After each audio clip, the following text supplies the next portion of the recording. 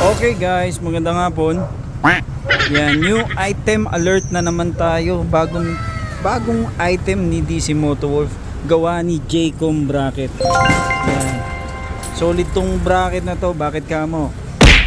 Powder coated kasi siya. Wow. CNC cut steel, powder coated, tapos 100 kilograms capacity. Wow. O, di ba? Solido. Tapos, ang pinakamaganda dito, convertible siya. Bakit? Pwede siyang top box bracket lang, ayan, mono bracket. May bolt siya dito. So to, pag inalis mo, top box bracket na siya. Kung gusto mong mas simple, pwede sa singitan, tanggalin mo to, goods na siya. Pero kung gusto mo naman mga adventure look, yan, salpak mo yung side bracket niya. Diba? Nabibili siya separately o kaya pwedeng parehas. Pwedeng top box lang, pwedeng side bracket lang, or pwedeng set na.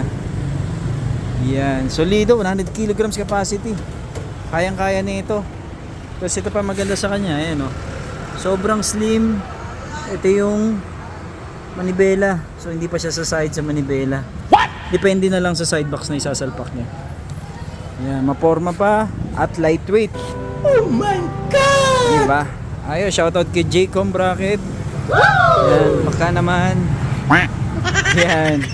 O, dito lang yan available sa ADV Accessories at Auxiliary Light, Capital of the Philippines. DC Motors San Antonio.